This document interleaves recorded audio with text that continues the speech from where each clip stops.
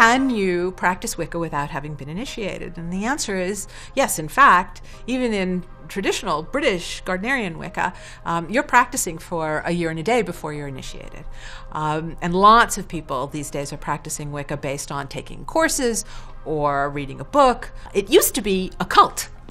It used to be hidden in the back of the broom closet, and now it's quite public, and it's a wonderful thing. So there are lots of teachers and lots of opportunities. However, Wicca is an initiatory tradition, and to undergo an initiation is an amazing experience. So if you have the opportunity, if you've worked with a group of people for a year and a day, if you have tremendous respect and trust for them, if they're skilled and wise and experienced, if they've conducted initiations before, if they're humble and have a sense of humor, a sense of humility, if they know what they're doing, then that's a good group to entrust your initiation with.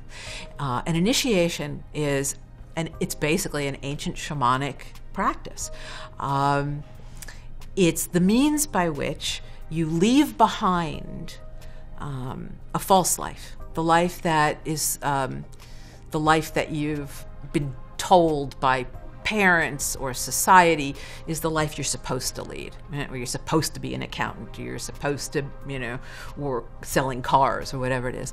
And it can also be, the old belief systems, the old religious belief systems.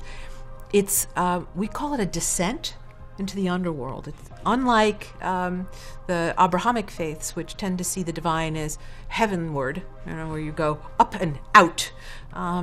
The indigenous traditions, the shamanic traditions, the pagan Wiccan traditions, and all of the reconstruction, the revivals, all of this tremendous, rich array of a renaissance of the indigenous traditions of our particular ancestors.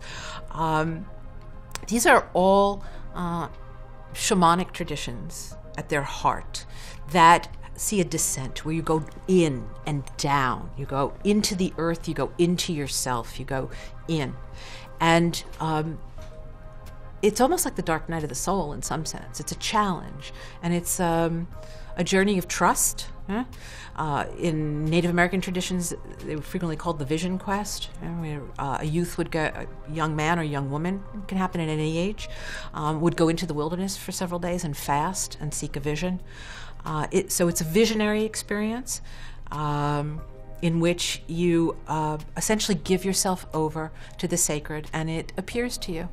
And it may give you a spirit guide or a name, a song, a vision for your future.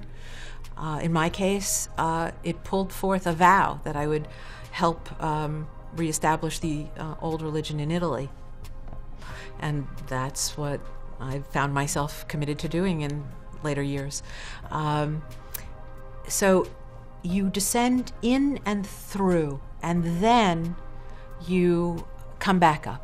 Then you return to the world. And so the myths, and these tend to be the myths of most of the dominant religions, actually, of death and rebirth, that the old self dies, the false self, the manufactured self, the cultural norm self is left behind. You shed it like a skin, and the genuine self, the authentic self, the true self, reemerges and back into the world. And when you reemerge, you come with a gift. It's hard. It's hard to come back into this world because this is not a very sympathetic culture for spiritual mysteries or for making those kinds of journeys. But it's actually essential because that descent is also what nature does.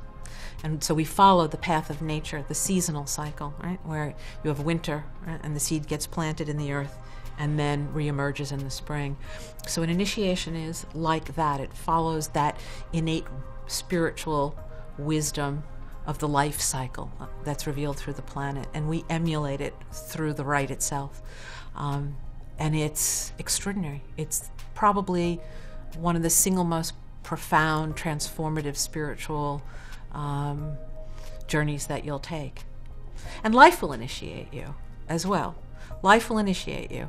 But to understand the initiation, and it initiates you again and again.